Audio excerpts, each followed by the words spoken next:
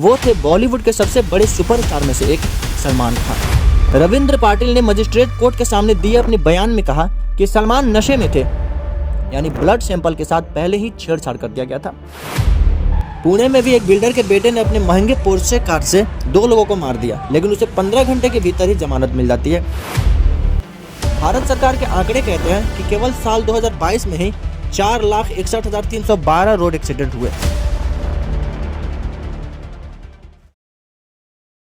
28 सितंबर 2002 रात के समय मुंबई के बांद्रा वेस्ट हिल रोड पर स्थित अमेरिकन एक्सप्रेस लॉन्ड्री के सीढ़ियों पर करीब 5 दिहाड़ी मजदूर सोए हुए थे, जो हर रात इसी फुटपाथ पर सोते थे क्योंकि उनके पास सिर छुपाने के लिए कोई छत नहीं थी।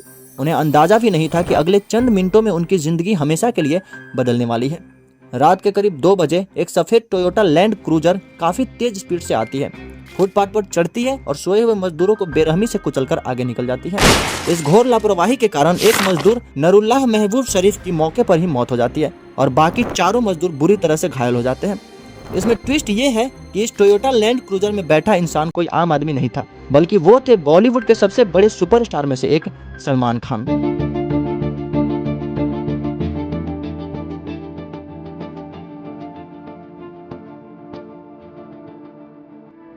जिस वक्त सलमान खान की गाड़ी ने फुटपाथ पर सोते हुए लोगों को कुचला, उस समय गाड़ी में सलमान के साथ उनके पुलिस बॉडीगार्ड रविंद्र पाटिल भी मौजूद थे। रविंद्र पाटिल ने मजिस्ट्रेट कोर्ट के सामने दिए अपने बयान में कहा कि सलमान नशे में थे और 90 से 100 किलोमीटर प्रति घंटा की स्पीड से कार चला रहे थे। मैंने उनसे कार की स्पीड कम करने के लिए कहा क्योंकि मोड़ आने वाला था, लेकिन उन्होंने मेरी बात नहीं सुनी। दुर्घटना के 10 से 12 घंटे बाद सलमान खान के रक्त के नमूने जेजे अस्पताल में लिए गए थे। रासायनिक विश्लेषण की रिपोर्ट के अनुसार सलमान के रक्त में अल्कोहल की मात्रा 62 mg पर 100 ml पाई गई थी, जो निर्धारित सीमा 30 mg से 2 गुनी ज्यादा थी। सबसे बड़ा तकनीकी विवाद नमूने की मात्रा को लेकर उठा। रिकॉर्ड के अनुसार 6 ml रक्त लिया गया था, लेकिन विश्लेषण तक केवल 4 ml ही पहुंच पाया था, यानी ब्लड सैंपल के साथ पहले ही छेड़छाड़ कर दिया गया था। इस मामले में सबसे पहले सलमान खान पर गैर इरादतन हत्या के लिए आईपीसी धारा 304 लगाई जाती है, जिसमें 10 साल तक की सजा हो सकती थी, लेकिन अक्टूबर 2003 आते आते सलमान खान के इस मामले में से यह गंभीर धारा हटा दी जाती है और इसकी जगह पर धारा 304A लगाई जाती है, जो लापरवाही से गाड़ी चलाने और रेस ड्राइविंग के लिए होती है, जिसमें ज्यादा से ज्यादा 2 साल की सजा होती है। लेकिन कमाल की बात यह है कि इस केस की सुनवाई में ही 13 साल बीत जाते हैं। जब इस मामले में कोर्ट की सुनवाई पूरी होने वाली थी, तभी 27 मार्च 2015 के दिन सलमान खान ने 13 साल में पहली बार कहा कि उस रात वो गाड़ी नहीं चला रहे थे, बल्कि उनके ड्राइवर अशोक सिंह गाड़ी चला रहे थे। अब 31 मार्च 2015 को अशोक सिंह ने भी कोर्ट में आकर गवाही दी कि उस रात वही गाड़ी चला रहे थे और एक्सीडेंट इसलिए हुआ क्योंकि गाड़ी का टायर बस्ट हो गया था और इसके बाद स्टीयरिंग जाम हो गई थी। हालांकि सलमान का यह प्लान काम नहीं आता है और अंत में 6 मई 2015 को कोर्ट ने सलमान खान को दोषी ठहराते हुए 5 साल की सजा सुना देती है। लेकिन बॉम्बे हाई कोर्ट ने उसी दिन सलमान खान को जमानत दे दी और 2 दिन बाद यानी 8 मई के दिन सलमान खान को मिली सजा को भी सस्पेंड कर दिया जाता है और आगे दिसंबर 2015 में बॉम्बे हाई कोर्ट ने सलमान खान को सभी आरोपों से बाइज्जत बरी कर दिया। हाई कोर्ट ने कहा कि बिना किसी संदेह से यह साबित नहीं हो पाया कि सलमान खान गाड़ी चला रहे थे और उन्होंने शराब पी रखी थी। आखिरकार ड्राइवर अशोक सिंह का बयान काम आया। वह एक संदेह पैदा करने में कामयाब रहे कि शायद उस दिन गाड़ी कोई और चला रहा था। यही संदेह सलमान खान के बरी होने में प्रमुख कारण बनता है। कमाल की बात यह थी कि 13 साल तक खुद सलमान खान ने इस बात का जिक्र नहीं किया कि उस दिन मैं नहीं बल्कि अशोक सिंह कार चला रहे थे। ऊपर से चश्मदीद गवाहों ने भी कंफर्म किया था कि गाड़ी सलमान खान खुद चला रहे थे, लेकिन इसके बावजूद सलमान खान एक दिन भी जेल में सजा काटने से बच जाते हैं। गायक कमाल खान इस मामले में एक ऐसे गवाह थे जिनकी गवाही पूरे मुकदमे का रुख बदल सकती थी। वे उस रात कार में पिछली सीट पर बैठे हुए थे। कमाल खान ने अक्टूबर 2002 में पुलिस को बयान दिया था कि सलमान खान ही गाड़ी चला रहे थे, लेकिन बाद में वो लंदन चले गए और कभी गवाही देने वापस नहीं लौटे। रविंद्र पाटिल इस मामले में सबसे दुखद पात्र बनकर उभरे। वे मुंबई पुलिस के कांस्टेबल थे और सलमान खान के बॉडीगार्ड के रूप में तैनात थे। रविंद्र पाटिल ही वह व्यक्ति थे जिन्होंने सलमान खान के खिलाफ पहली FIR दर्ज कराई थी, लेकिन समय के साथ रविंद्र पाटिल पर अपना बयान बदलने का भारी दबाव पड़ा। वे कई सुनवाइयों में अनुपस्थित रहने लगे, जिसके कारण अदालत ने उनके खिलाफ गैर जमानती वारंट जारी कर दी। उन्हें पुलिस विभाग से निलंबित और बाद में बर्खास्त कर दिया गया। उनकी व्यक्तिगत स्थिति इतनी खराब हो गई कि उनके परिवार ने उन्हें छोड़ दिया और 2007 में वे मुंबई की सड़कों पर अत्यंत दयनीय स्थिति में पाए गए। टीबी की बीमारी से जूझते हुए मात्र 30 किलो वजन के साथ 4 अक्टूबर 2007 को उनकी मृत्यु हो जाती है।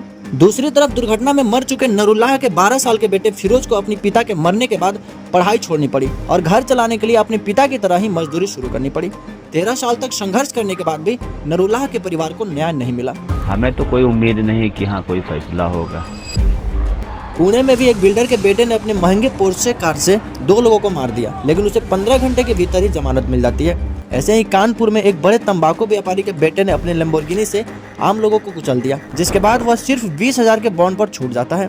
भारत सरकार के आंकड़े कहते हैं कि केवल साल 2022 में ही 4,61,312 रोड एक्सीडेंट हुए, जिसमें 1,68,000 लोगों की मौत हुई। यानी हर दिन 1,264 एक्सीडेंट हुए और हर दिन करीब 461 मौतें भारत में हुई, जिनमें से करीब 72% मौतें सिर्फ ओवर स्पीडिंग के कारण और इसके अलावा गलत साइड ड्राइविंग करने के कारण और शराब पीकर ड्राइविंग करने के कारण हुई।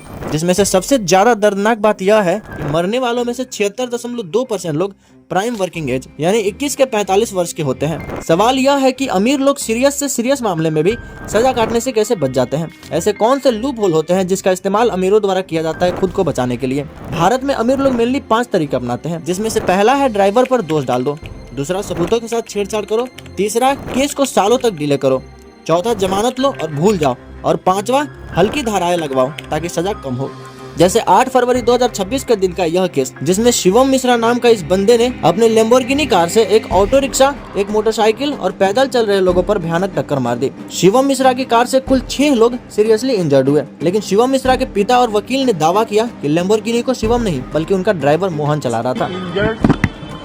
जो कंप्लेनेंट है उसने इस बात की शिनाख्त की कि इस गाड़ी को मोहनलाल ही चला रहा था। इसके बाद ड्राइवर मोहन कोर्ट पहुंचा और पुलिस के सामने सरेंडर करते हुए कहा कि गाड़ी वो चला रहा था। चला रहे थे, तुम्हारे मालिक बगल में बैठे थे क्या? जी।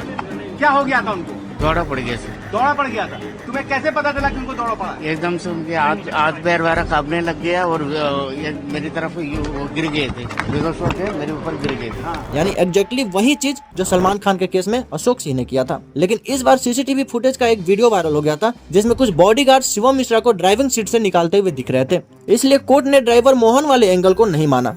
इतना फेमस होने के बाद भी एक्सीडेंट के 4 दिन बाद जाकर शिवम मिश्रा को अरेस्ट किया गया और इसके बाद शिवम को केवल 70 मिनट में सिर्फ 20,000 के पर्सनल बॉन्ड पर जमानत दे दी गई।